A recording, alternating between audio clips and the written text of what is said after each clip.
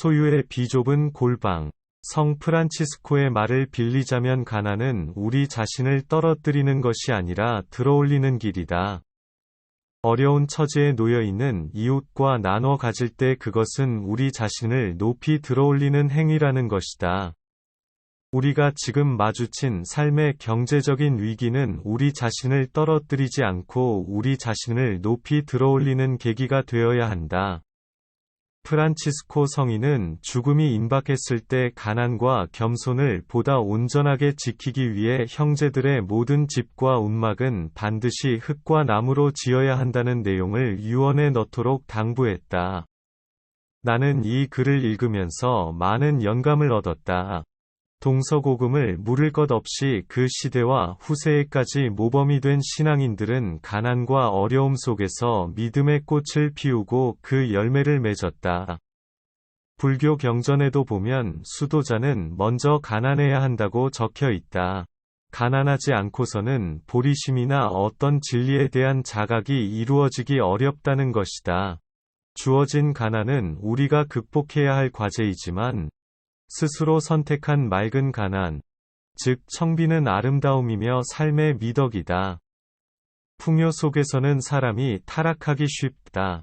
그러나 맑은 가난은 우리에게 마음의 평안을 가져다주고 올바른 정신을 지니게 한다. 온갖 욕망과 자기 자신에 대한 집착으로부터 해방되었을 때 사람은 비로소 온 우주와 하나가 될 수 있다. 욕망과 아집에 사로잡히면 자신의 외부에 가득 차 있는 우주의 생명을 받아들일 수 없다. 그러므로 소유물을 최소한으로 줄여서 스스로 우주적인 생명으로 승화시키는 것이 맑은 가난, 곧 청빈이다. 청빈은 절제된 아름다움이며 사람을 사람답게 만드는 기본적인 조건이다. 예로부터 깨어있는 정신들은 늘 자신의 삶을 절제된 아름다움으로 가꾸어 나갔다. 청빈의 덕을 쌓으려면 어떻게 해야 하는가? 무엇보다 따뜻한 가슴을 지녀야 한다. 우리 둘레의 편리한 물건의 더미는 한없이 쌓여 있지만 그것들을 사용하면서 우리는 과연 행복한가 스스로에게 물어봐야 한다. 일상적인 물건들을 사용하면서 우리는 과연 행복한가? 단추 하나만 눌러도 밥이 되고 냉장이 되고 세탁이 된다. 이렇게 편리한 연장을 쓰면서 과연 우리는 얼마만큼 행복을 느끼고 있는가? 그런 사실에 대해 고마움을 느끼고 있는가? 사람은 머리만 갖고는 제대로 살 수 없는 존재이다. 머리의 회전만을 중시하는 세상은 더없이 냉혹하고 차갑다. 이 사회는 머리만이 존재할 뿐 따뜻한 가슴이 끼어들 틈이 없다. 보라, 온갖 종류의 부전과 비리, 사기와 속임수. 그 밑바탕에는 간교와 머리가 작용하고 있다. 심장은 그런데 관여하지 않는다.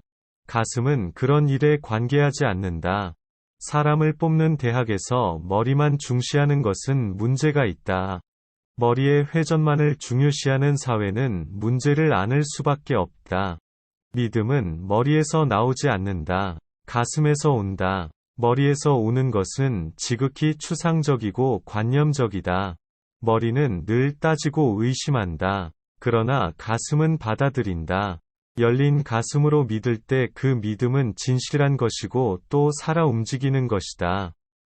인간의 신뢰와 성실성도 머리가 아니라 가슴에서 온다.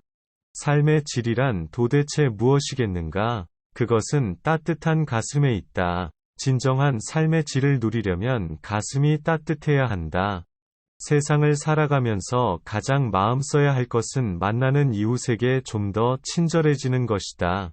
내가 오늘 어떤 사람을 만났다면 그 사람을 통해서 내 안에 따뜻한 가슴이 전해져야 한다. 그래야 만나는 것이다. 따뜻한 가슴에서 우러나오는 친절이야말로 모든 삶의 기초가 되어야 한다. 우리가 보다 더 친절하고 사랑한다면 우주는 그만큼 선한 기운으로 채워질 것이다. 우주는 한정되어 있지 않다. 우리가 마음의 문을 닫고 옹졸하게 산다면 그만큼 비좁아지고 옹색해진다. 마음을 활짝 열고 누군가에게 친절하고 사랑한다면 그만큼 자기 자신이 선한 기운으로 활짝 열리게 되는 것이다. 누군가를 기쁘게 해주면 내 자신이 기뻐지고, 누군가를 언짢게 하거나 괴롭히면 내 자신이 괴로워진다. 이것이 바로 마음의 메아리이다. 마음의 뿌리는 하나이기 때문에 그렇다. 청빈의 덕을 쌓이려면 만족할 줄 알아야 한다. 마하트마 간디는 이런 말을 하고 있다. 이 세상은 우리의 필요를 위해서는 풍요롭지만 탐욕을 위해서는 궁핍한 곳이다.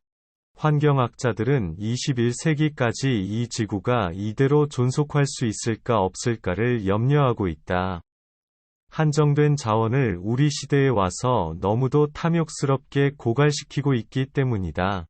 오늘날 우리는 이전에 비해 얼마나 풍요롭게 살고 있는가? 그러면서도 안으로 정신적으로 얼마나 궁핍한가? 20-30년 전 우리는 연탄 몇 장만 들여놓아도 쌀 몇 대만 가지고도 행복할 수 있었다. 삶에 대해 고마워할 줄 알았다. 그러나 지금은 그보다 훨씬 많은 것을 차지하고 살면서도 그러한 행복을 누릴 수가 없다. 그것은 필요한 것과 불필요한 것을 가릴 줄 모르기 때문이다. 행복의 비결은 필요한 것을 얼마나 갖고 있는가가 아니라 불필요한 것에서 얼마나 자유로워져 있는가 하는 것이다. 옛말에 위에 견주면 모자라고 아래에 견주면 남는다 는 말이 있다. 이 말은 행복을 찾는 오묘한 방법이 어디에 있는지를 깨우쳐 주고 있다. 안으로 충만해지는 일은 밖으로 부자가 되는 일 못지않게 인생의 중요한 몫이다. 인간은 안으로 충만할 수 있어야 한다. 우리가 아무 잡념 없이 기도를 올릴 때 자연히 마음이 넉넉해지는 것을 느낀다. 그때는 삶의 고민 같은 것이 끼어들지 않는다. 내 마음이 넉넉하고 충만하기 때문이다.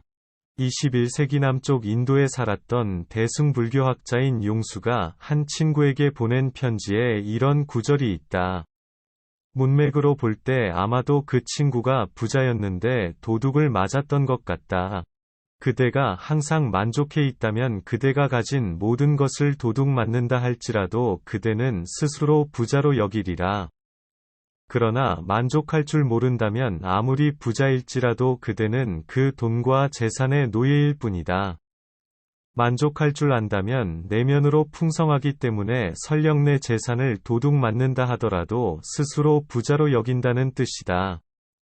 그러나 아무리 많이 차지하고 있다 하더라도 만족할 줄 모르면 그 돈과 재산의 노예일 뿐이라는 것이다.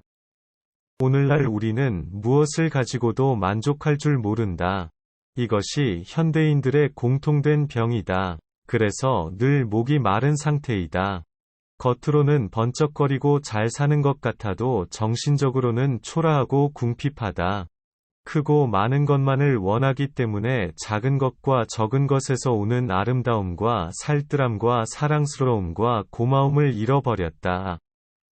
행복의 조건은 무엇인가? 아름다움과 살뜰함과 사랑스러움과 고마움에 있다. 나는 향기로운 차 한 잔을 통해서 행복을 느낄 때가 있다. 내 삶의 고마움을 느낄 때가 많다. 산길을 지나다가 무심히 피어있는 한 송이 제비꽃 앞에서도 얼마든지 나는 행복할 수 있다. 그 꽃을 통해서 하루의 일용할 양식을 얻을 수 있다. 또 다정한 친구로부터 들려오는 목소리, 전화 한 통화를 통해서도 나는 행복해진다. 행복은 이처럼 일상적이고 사소한 데 있는 것이지 크고 많은 데 있지 않다. 일상적인 경험을 통해서 늘 확인할 수 있는 것이다. 필요에 따라 살되 욕망에 따라 살지는 말아야 한다. 욕망과 필요의 차이를 알아야 한다.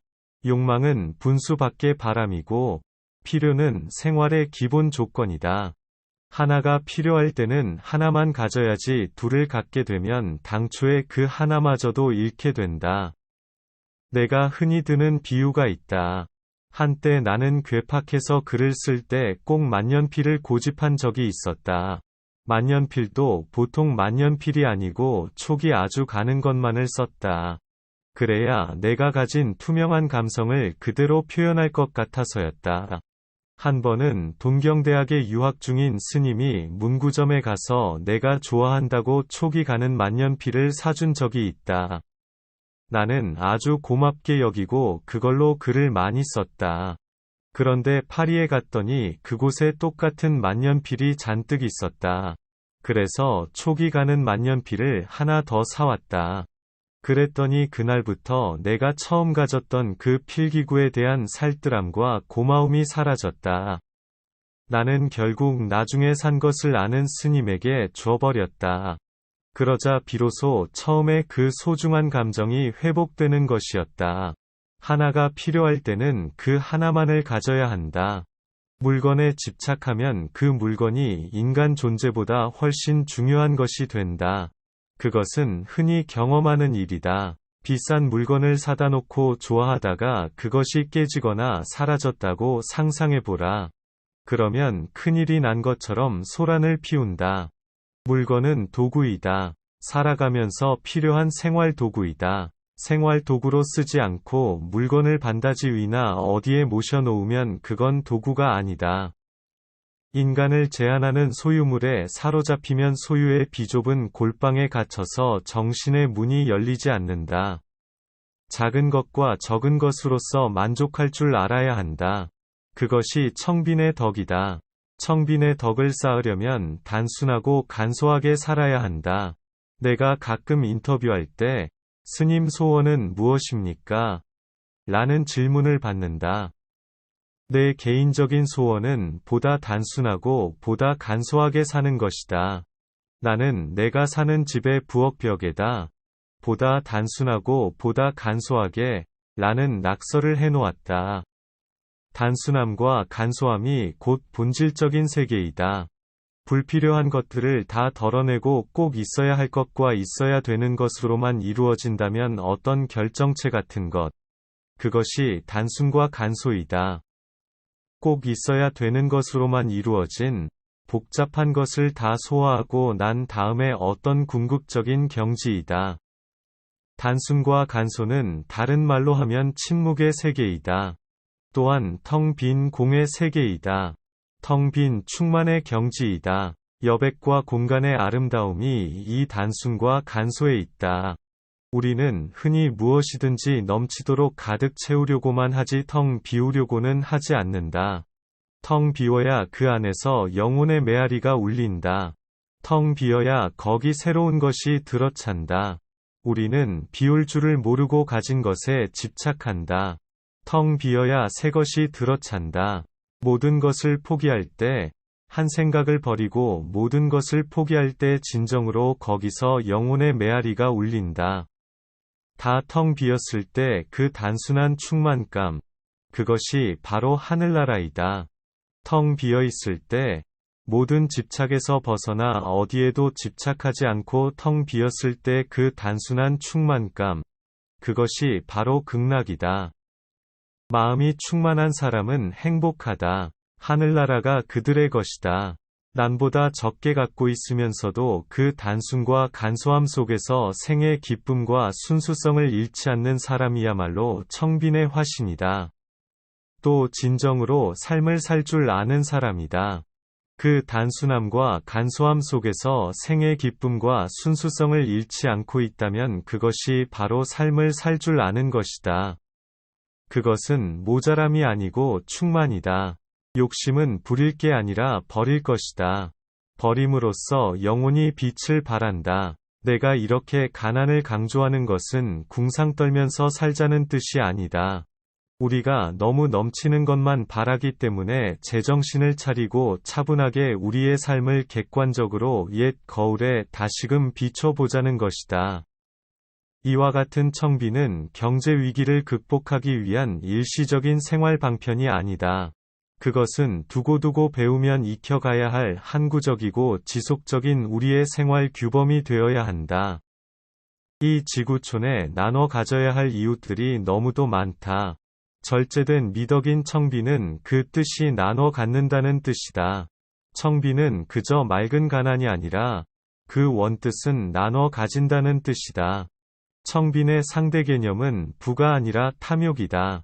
한자로 탐탐, 자는 조개, 폐, 위에 이제, 금, 자이다. 탐욕은 화폐를 거머쥐고 있는 것이고, 가난함은 그것을 나눈다는 뜻이다. 따라서 청빈이란 뜻은 나눠 갖는다는 뜻이다. 사람들에게 만일 가난이 없었다면 나눠 가질 줄도 몰랐을 것이다. 내가 가난해 봄으로써 우리 이웃의 가난, 어려움에 눈을 돌리게 된다. 성 프란치스코는 수도자가 사는 집은 흙과 나무로만 되어야 한다고 말했다. 흙과 나무는 기본 소재이다. 흙과 나무로만 짓게 되면 자연히 검소한 집이 된다. 성 프란치스코는 그런 수도원을 그들이 소유하지 말고 그 속에서 순례자나 여행자처럼 살자고 역설했다. 진정으로 우리가 삶을 살 줄 안다면 순례자나 여행자처럼 살 수 있어야 한다. 순례자나 여행자는 어디에도 집착하지 않는다. 그날그날 감사하면서, 나눠 가지면서 삶을 산다. 집이든 물건이든 어디에도 집착하지 않는 순례자처럼 살아야 한다. 내 자신이 몹시 초라하고 부끄럽게 느낄 때가 있다. 그것은 내가 가진 것보다 더 많은 것을 갖고 있는 사람 앞에 섰을 때는 결코 아니다. 나보다 훨씬 적게 가졌어도 그 단순과 간소함 속에서 삶의 기쁨과 순수성을 잃지 않는 사람 앞에 섰을 때이다. 그때 내 자신이 몹시 초라하고 가난하게 되돌아 보인다. 다시 말하거니와 내가 가진 것보다 더 많은 것을 갖고 있는 사람 앞에 섰을 때 나는 기가 죽지 않는다. 내가 기가 죽을 때는, 내 자신이 부끄럽고 가난함을 느낄 때는, 나보다 훨씬 적게 갖고 있으면서도 그 단순과 간소함 속에서 여전히 삶의 기쁨과 순수함을 잃지 않는 사람을 만났을 때이다. 옛사람들은 어렵고 가난한 생활 가운데서도 아주 편안한 마음으로 도를 즐길 줄 알았다. 마음의 안전과 여유를 잃지 않고 살았다. 안빔낙도 란 그래서 생긴 말이다. 가난 속에서도 편안한 마음으로 도를 즐기며 산다는 뜻이다. 그 지혜를 우리가 배워야 한다. 어려운 때일수록 낙관적인 생활 태도를 갖는 것이 필요하다. 어떤 명상서적을 읽어보면 우주의 기운은 자력과 같아서 우리가 어두운 마음을 지니고 있으면 어두운 기운이 몰려온다고 적혀 있다. 우리가 밝은 마음을 지니고 긍정적이고 낙관적으로 살면 밝은 기운이 밀려온다는 것이다. 일리가 있는 말이다. 누구에게나 삶의 고민이 있다. 그것이 삶의 무게이다. 그것이 삶의 빛깔이다. 우리는 이 세상에 태어날 때 한 물건도 갖고 오지 않았다. 그렇기 때문에 가난한들 무슨 손해가 있겠는가? 내가 태어날 때 아무것도 갖고 오지 않았는데 가난한들 손해될 게 무엇인가? 또 살 만큼 살다 이 세상을 하직할 때 아무것도 가져갈 수 없다. 죽을 때 부유한들 무슨 이익이 있겠는가? 내 것이 어디 있는가? 우리는 이 우주의 선물을, 신이 주신 선물을 잠시 맡아서 관리하는 것일 뿐이다. 그 기간이 끝나거나 관리를 잘못하면 곧바로 회수당한다. 이것이 우주의 리듬이다. 내가 좋아하는 옛 시조가 있다. 10년을 경영하여 초가 3간 지어내니 나 한 칸 달 한 칸에 청풍 한 칸 맡겨두고 강산은 드릴 데 없으니 둘러두고 보리라. 요즘은 뚝딱하면 하루아침에 다 지어내는데 10년을 벼르고 별 넣어. 그것도 초가 3칸을 지었다는 것이다. 나 혼자 살기 위해 지은 것도 아니다. 나는 그 중에서 한 칸만 차지하면 되는 것이다. 나 한 칸, 달 한 칸, 맑은 바람에게도 나머지 한 칸을 주었다. 집이 비좁으니까 간과 산을 들여놓을 수가 없었다. 그래서 주위에 둘러두고 보겠다는 것이다. 이런 시조야말로 청빈의 절제된 아름다움을 노래한 것이다. 문명은 사람을 병들게 한다. 그렇지만 자연은 사람을 소생시켜준다. 사람을 거듭나게 한다. 자연과 더불어 살 때 사람은 시들지 않고 삶의 기쁨을 누릴 수 있다. 어떤 선사는 그의 오두막을 두고 이렇게 노래한다. 벽이 무너져 남북이 트이고 추녀가 선글어 하늘이 가깝다. 쓸쓸하다고 말하지 말게. 바람을 맞이하고 달을 먼저 본다네. 집이 다 허물어지고 낡았기 때문에 바람을 맞이하고 달을 먼저 보는 즐거움을 누릴 수 있다는 것이다. 집이 낡아 추녀 벗겨진 지붕 사이로 하늘이 다 보이자 사람들이 와서 을씨년스럽다고 말한다. 그러나 이 선사는 말하고 있다. 쓸쓸하다고 말하지 말게. 집이 다 허물어진 덕분에 달을 먼저 볼 수 있지 않은가. 스스로 선택한 청비는 단순한 가난이 아니라 삶의 어떤 운치이다. 세상이 달라지기를 바란다면 우리들 한 사람 한 사람의 모습이 달라져야 한다. 내 자신부터 달라져야 한다. 한 사람 한 사람의 삶의 모습이 달라져야 한다. 그래야만 세상이 달라진다. 내 자신이 세상의 일부이기 때문이다. 우리들 한 사람 한 사람이 세상의 일부이다. 우리 앞에는 항상 오르막길과 내리막길이 놓여 있다. 이 중에서 하나를 선택해야 한다. 각자 삶의 양식에 따라서 오르막길을 오르는 사람이 있고 내리막길을 내려가는 사람도 있다.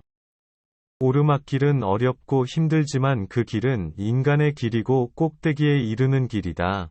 내리막길은 쉽고 편리하지만 그 길은 짐승의 길이고 구렁으로 떨어지는 길이다. 만일 우리가 평탄한 길만 걷는다고 생각해보라. 10년, 20년 한 생애를 늘 평탄한 길만 간다고 생각해보라. 그 생이 얼마나 지루하겠는가? 그것은 사는 것이라고 할 수 없다. 오르막길을 통해 뭔가 뻐근한 삶의 저항 같은 것도 느끼고, 창조의 의욕도 생겨나고, 새로운 삶의 의지도 지닐 수 있다. 오르막길을 통해 우리는 거듭 태어날 수 있다. 어려움을 겪지 않고는 거듭 태어날 수 없다.